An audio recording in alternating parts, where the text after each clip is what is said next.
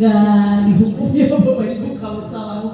Nggak apa-apa, kita brainstorming aja. Sekiranya apa sih program pengendalian penduduk yang Bapak Ibu ketahui? Betul, keluarga berencana ya. Karena memang seperti judul programnya pengendalian penduduk. Jadi penduduk ini harus dikendalikan begitu. Kalau trennya dulu ada sering sekali kita dengar banyak anak banyak rezeki begitu ya.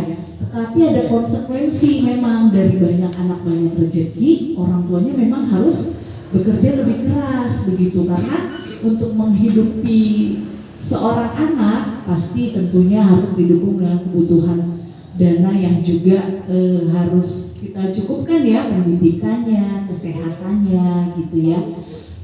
Kalau sekarang malah ada trennya, Bapak Ibu pernah dengar nggak sih child free? Child free, jadi anak-anak muda sekarang itu Gen Z ke atas begitu ya, mereka nggak mau punya anak, Bapak Ibu, tuh trennya. Mereka nggak mau punya anak, kenapa? Banyak alasannya, katanya harus mengandung 9 bulan, beresiko buat kesehatan. Lalu ada lagi yang repot, karena anak-anak sekarang itu maksudnya harus distimulus, maksudnya waktu mereka sangat sibuk untuk mereka bekerja, takutnya malah nanti menelantarkan. Jadi mereka pakai alasan-alasan yang juga realistis. Nah, kalau semisal memang gerakan child free itu akhirnya dianut, kita bisa kayak negara Jepang ya, Bapak Ibu ya. Negara Jepang itu sekarang banyak sekolah-sekolah yang tutup. Sekolah-sekolah itu ditutup karena nggak ada muridnya, gitu. Jadi saya pernah lihat salah satu film dokumenter, ada kereta api yang akhirnya tahun ini jalurnya diakhiri karena udah nggak ada anak-anak yang diangkut untuk sekolah ke kota. Jadi di desa itu udah sepi, gitu ya. Dan di tahun terakhir itu kereta hanya membawa sekitar 1 atau 2 anak, karena memang itulah yang terakhir untuk dibawa. Jadi kurang lebih itulah kenapa pengendalian penduduk itu penting. Jadi kalau banyak juga ada hal-hal yang perlu kita pikirkan gitu ya, bagaimana penghidupannya, pendidikannya. Tapi kalau nggak punya anak itu juga bisa mempengaruhi satu negara begitu ya, untuk bonus demografinya seperti itu. Nah, itulah yang kurang lebih ya menjadi concern dari Dinas PPAPP, yaitu terkait pemberdayaan, perlindungan anak, dan pengendalian penduduk. Nah, program-programnya apa aja sih, Bapak Ibu? Izin mungkin boleh ada yang ini juga ya, menyebutkan juga kalau Bapak Ibu tahu nih, misalnya terkait tadi program pemberdayaan masyarakat dan kesejahteraan keluarga. Selain PKK, apalagi nih? Mungkin Ibu-ibu yang tahu program pemberdayaan buat masyarakat selain PKK, atau Bapak Ibu mungkin? Lansia, betul. Ada sekolah lansia ya? Punten, ada Bapak Ibu yang ikut di sini? Sekolah lansia? Oh, iya benar, Biar Petra. Iya, itu salah satu kegiatan untuk kesejahteraan keluarga ya, ada sekolah lansia. Nah, selain programnya PKK, sebenarnya kita juga ada program binaan Jackpreneur juga ya. Jackpreneur, lalu ada pengembangan teknologi tepat guna atau posyantek. Nah, untuk pemberdayaan perempuan itu tadi ya, selain juga programnya terkait perlindungan kepada perempuan, tapi kita juga ada program-program seperti pengarus utamaan gender ya. Jadi ada pembagian peran gitu ya. Jadi kalau dulu kan ibu-ibu atau wanita tidak banyak bekerja, tidak banyak beraktivitas, ya. Tapi kalau sekarang kan hampir ya rata-rata ibu bekerja, bapak juga bekerja, gitu ya. Jadi memang ada kesetaraan gender, gitu ya. Nah kalau untuk perlindungan anak seperti tadi kita sampaikan, saya sampaikan ada forum anak, lalu juga sebenarnya ada pusat informasi konseling dan remaja. Ini izin Ibu Bapak, ini masih di kecamatan kita masih terfokus di sekolah-sekolah. Nah kalau di Ciracas kami pernah membina di SMA Negeri 58 ya, tapi saat ini masih revitalisasi karena anak-anaknya sudah pada lulus.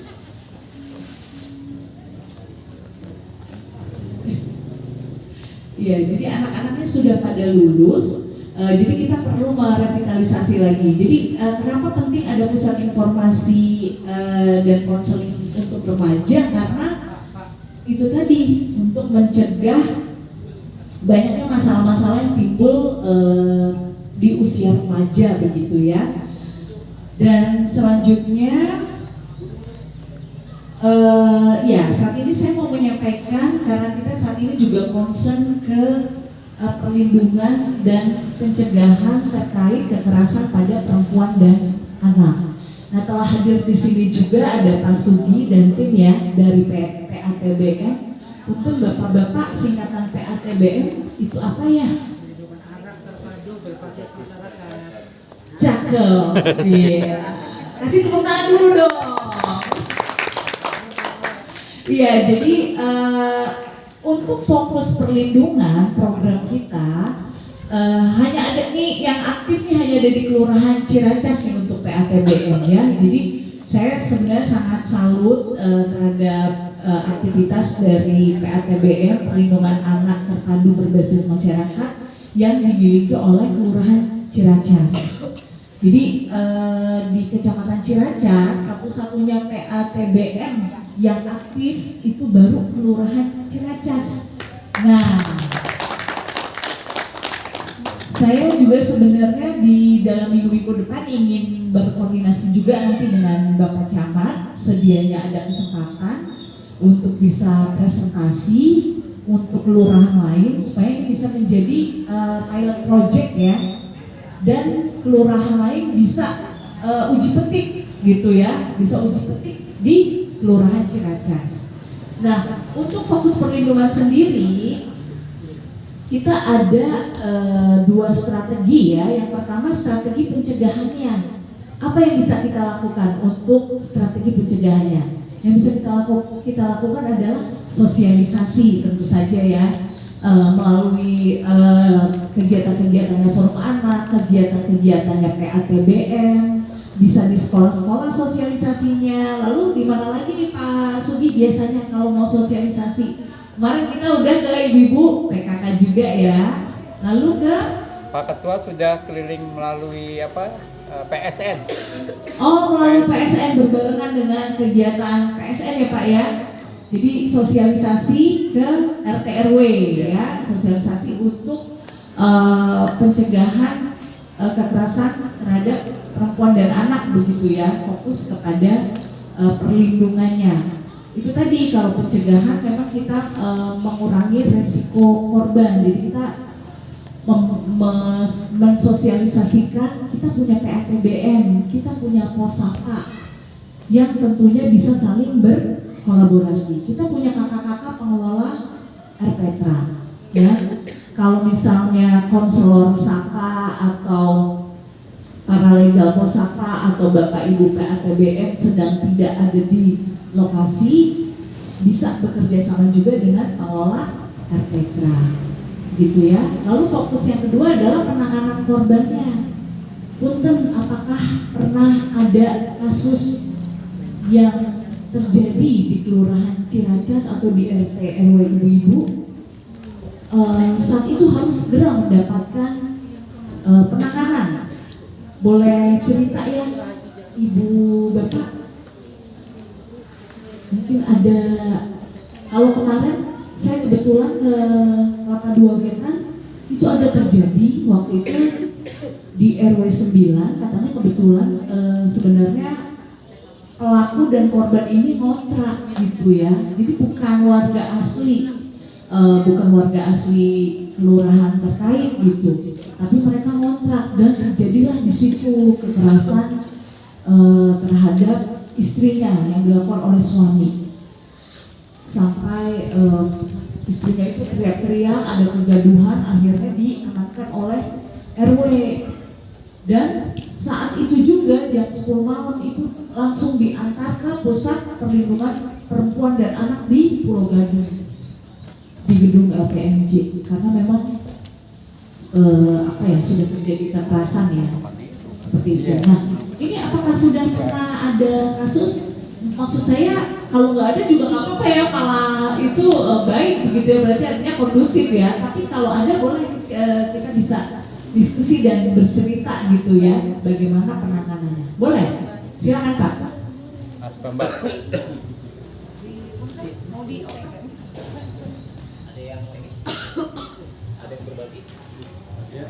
Ya Mas Bambang dulu ah. Sini dulu. Iya. Assalamualaikum warahmatullahi wabarakatuh. Bisa langsung aja Bu ya? Iya. Bapak panjang. Iya. Saya sebenarnya belum lama kita tinggal minggu ada yang terjadi di tempat saya. Termasuk kekerasan terhadap istri dan anak saya. Cuma permasalahannya selama ini saya bicara jujur aja ya. Selama ini ya acara-acara media cuma seremonial aja. Karena selama ini di bawah itu nggak pernah tahu ketika terjadi ini harus kemana sih? Kan gitu kan? Itu suka nggak sekali diakui itu terjadi. Nah, penanganannya bagaimana ya bingung. Gitu kan? Ini harus, ya kan gitu kan? Yang benar itu kan ketika termasuk di PKK kan ada kader PIK kalau masalah, gitu kan? Dengan lain-lain. Ketika menangani yang terjadi, adanya gosip doang. Itu menjadi fakta Bu. Tapi mau menanggulanginya bagaimana?